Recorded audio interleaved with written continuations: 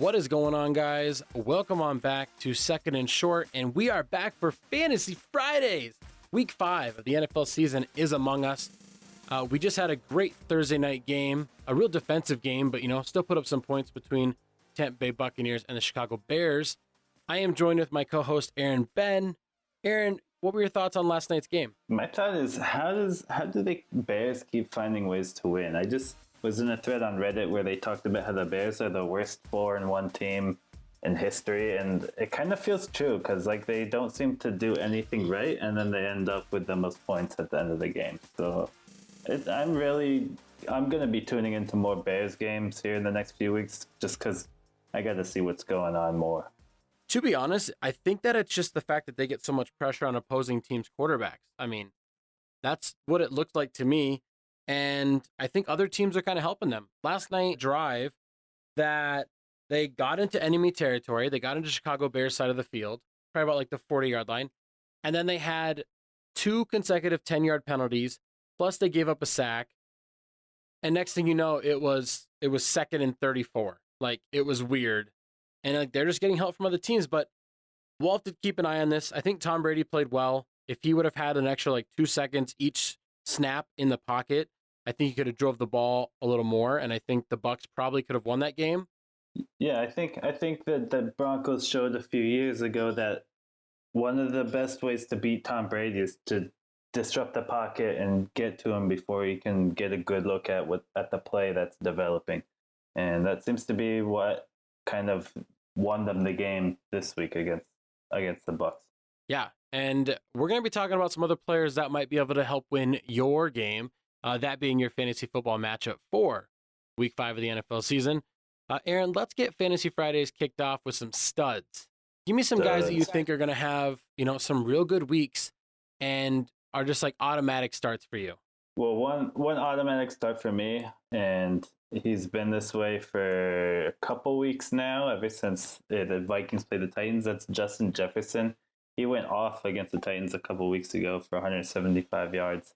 And he did well again last week. This week, going up against the Seattle Seahawks defense, their defense has been among the last in the league, giving up a lot of points, giving up a lot of yards to wide receivers. I'm really liking Justin Jefferson against the Seahawks, especially since the Seahawks may be trying to double up on Adam Thielen. Yeah, currently on the year, he's got 16 catches for 348 yards, which is just insane. Obviously, his big touchdown he had a couple weeks ago, his 71-yard touchdown, is helping out with those statistics there, but he's constantly getting open. And I think when we were coming into the draft, a lot of people were saying that Justin Jefferson potentially could have been the best receiver there.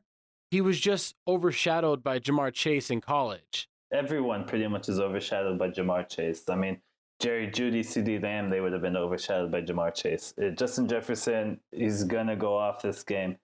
Seahawks defense has allowed 10 wide receivers to get over 13 points in a game. So he's going to do well. And if you've got him, start him. If you don't got him, get him, start him. He has 14 targets over the past 2 weeks, and that is just a positive. That's just a positive thing, especially when they're going up against the Seahawks, who have allowed everybody and their mothers to throw on them. I agree. Justin Jefferson, huge start for this week. Now, give me another name that we think can actually perform really well due to their matchup. Well, this is a guy who was a sleeper for a lot of people a couple weeks ago. He's burst onto the scene, James Robinson, running back from Jacksonville. He had kind of a down week last week against Cincinnati, where he, quote unquote, only had 14 points.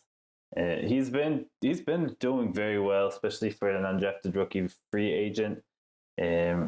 This week, going up against the Texans, who are among the last in the league in a run defense. 3 running backs. We're talking about Clyde Edwards-Helaire, James Conner, and Dalvin Cook, all rushed for 100 yards plus. They've led up a running back touchdown every game they've played so far. So we're talking about matchups. I think this is a really good matchup. Yeah, I agree. And I think the best part is when you have a running back that is not only getting tons of carries, but he's also getting looks out of the backfield I just like that. And I think this offense, we've said it before, is a very good offense. I think that they have a lot going for them. And I almost see it's very hard for me to say like a week that you won't start Jags offensive players. Yeah, I mean, the Gardner Minshew, he's not perfect, but he's kind of brought some new life to that team ever since he started for them since last year. And the offense seems to kind of be picking up steam, kind of clicking. People kind of have Laviska Shenault as a sleeper there at wide receiver this week. He's been doing some interesting things.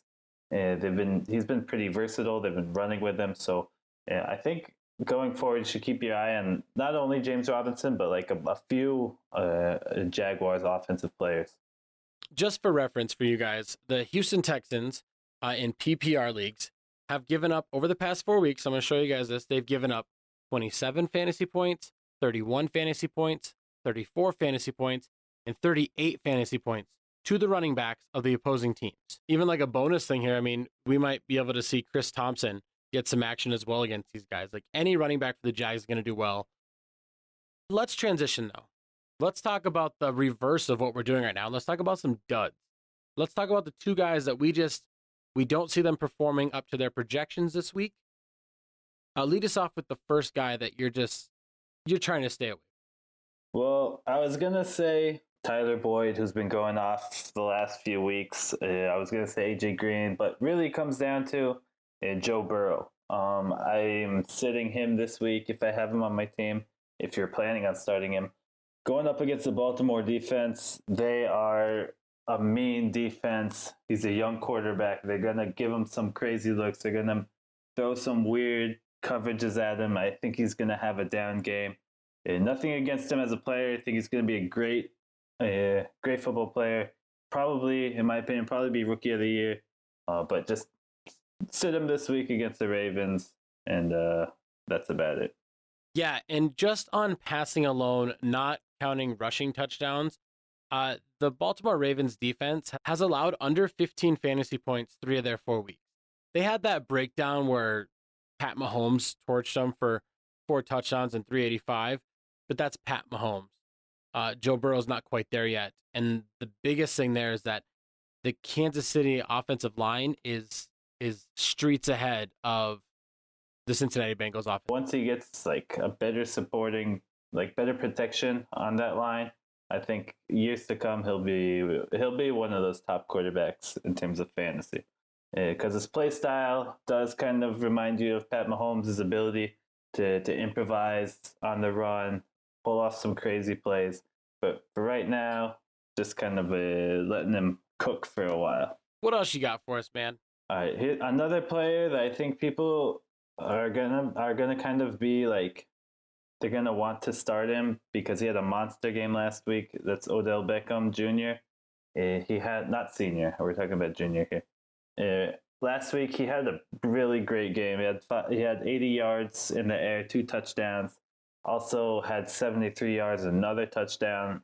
So he scored almost 40 points in the point per reception leagues. This week, I know a lot of people are going to be like scrambling to like trade for him or start him or whatever. This week's going up against the Colts, who have a mean defense. They've allowed, the entire season, they've allowed 5 touchdowns to opposing wide receivers, but just 3 of them came in week 1 against Jacksonville. You know, week 1 is always kind of a warm-up game. Kind of this year is especially sloppy. Defense tightened up. I'm not seeing him getting a lot of points against a stingy Colts defense. Yeah, I think it is going to be difficult for him. Obviously, we saw Allen Robinson have some success last week where he kind of did whatever he wanted against this Colts defense. But I think that they were also in that point of checking down and holding down the run game. And they were like, because David Montgomery didn't have a great game. And I think the Colts are just more so on stopping that. Allen Robinson also saw 10 targets, so that's kind of why. I don't think OBJ is going to see 10 targets.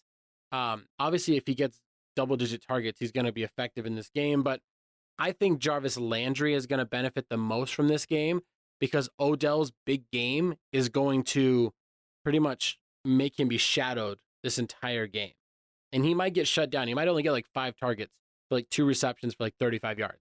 Yeah, and I mean, as long as we're talking about the Colts defense as well, and you mentioned Allen Robinson. He's the only wide receiver so far this year who's had more than like 65 receiving yards against the Colts. So they've been shutting down wide receivers pretty well this year. But I mean, Allen Robinson's been doing that the past couple of weeks on everybody, so that's kind of an outlier. Yeah. I do think that is a very risky matchup just because it is it's like an ultimate coin toss. It's a boom or bust type situation where yes, we could be wrong here. OBJ could beat a defender and break for like a 60-yard touchdown, but more likely than not, Jarvis Landry is going to be the guy. Last thing here for these kind of duds is this like a weird situation, but stay away from Bills and Titans. Because they moved the game to Tuesday night, that scares me more than anything. When they moved a game to Monday, it's like, okay, they still have an extra day for filler. They don't have an extra day. Like if this game does not happen on Tuesday, it's not going to play on Wednesday or anything like that. It's just going to get canceled. And you don't want to be the guys that left people in your lineup with nobody else to change or fix. Yeah, I mean, if we come down to Monday night, Tuesday morning, and they announce that the game's canceled, and you got Jonnu Smith or Derrick Henry start on your team, you're kind of shit out of luck. I mean, it's hard. It's painful to sit Josh Allen with how he's been playing, and I know I'm playing. My fantasy matchup this week is against my brother, who's a huge Josh Allen fan, and he's really kind of having a hard time deciding whether to play him or not. If I'm him, I'm not taking the risk, and I'm probably going to find another player. Yeah, and we got some sleeper options for you to replace Josh Allen in our next category. As far as coming and replacing Derrick Henry, it's the second week in a row. You should have already had somebody in place to get those snaps for him. This might be the week where you're kind of going for the backup running backs, like we said, Chris Thompson earlier, somebody that's going to get you like 5 catches potentially and help you out in those PPR leagues. But just to play it safe this week, you don't want to be the guy that needs 5 points and then the game gets canceled. As long as we're talking about backup running backs, one sleeper I have, and I have him personally on my team. I just picked him up. That's Joshua Kelly. With Austin Eckler out, he had that nasty hamstring injury. He's out for the foreseeable future.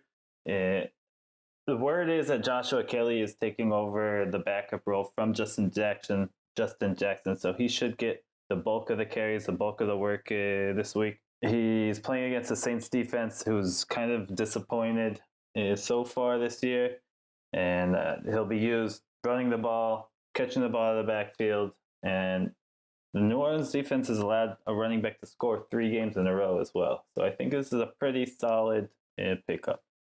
Yeah, Justin Jackson and John Kelly right now, I think are going to be more close. It's going to be closer to a 50-50 split.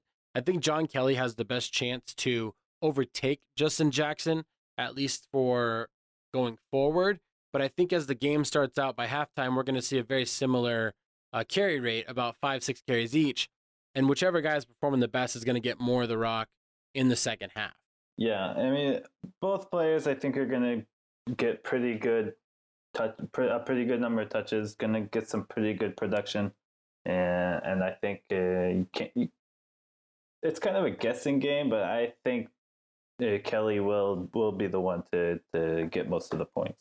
And now another sleeper that we're going to be talking about at running back is Kenyon Drake. Now, this might be the laziest sleeper pick there is out there just because he's going up against the New York Jets, but you have to hear us out first. Kenyon Drake, over the past 4 weeks, has combined for 254 yards on 67 carries. With only 1 touchdown coming back in week 1, that's good for 3.8 yards a carry. I don't know what it is. The Cards aren't using him how they used him down the stretch last year. You can tell it's having an impact in their games because they're losing games against teams they shouldn't be losing against. And they're not playing him right. And last week, Carolina completely shut him down. 13 carries, 35 yards, good for 2.7. He had no catches for the first game this year. Ultimately, though, people are going to be down on him. And you have every right to be down on him. However, I think this week he is going to go off. Projected for 14.5 points in PPR formats.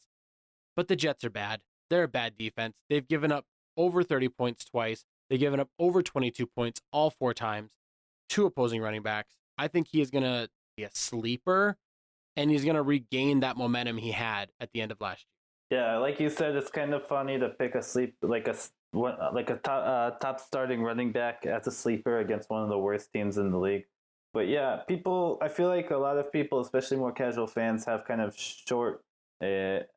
have kind of short memories and like short patience. Right? Not such short patience. They don't have a lot of patience. So they're going to see that kind of breakdown of Kenyon Drake not doing a whole lot so far. And they're probably selling him low, dropping him from their team.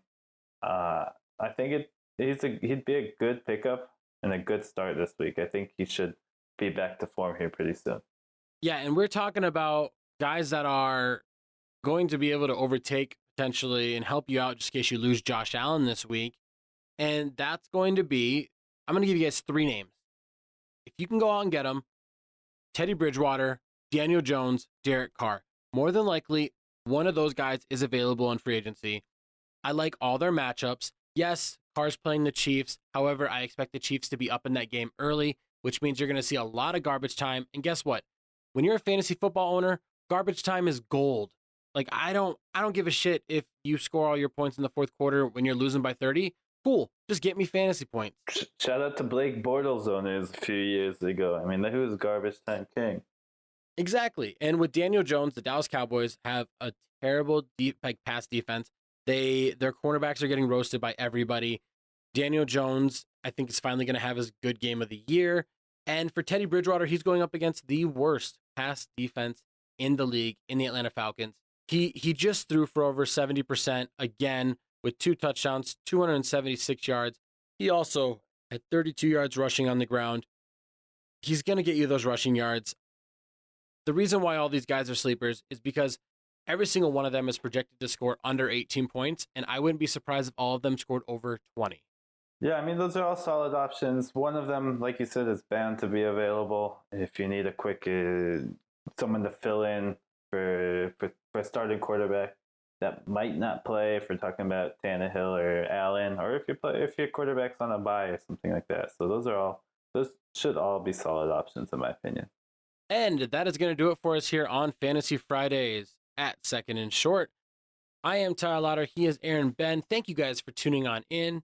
Be sure to hit that subscribe button down below to stay up to date on all things we got going on. We got our Movers Mondays. We got Fantasy Fridays. We're all over the internet. Also, check us out. We're on Spotify, Google Podcasts, every other place that plays audio. Make sure to give this video a like. Thumbs up is the cheapest way to support us. We appreciate it. And if you want to check us out on social media, find us on Facebook where we update every episode. We're also on Twitter where we're posting polls every week. And then on Instagram, we have news updates and discussion points, things like that, updating our story also with polls and whatever. And feel free to send us a direct message wherever you'd like, whatever platform, whatever time of the day. Thanks for listening, guys, and y'all have a great night.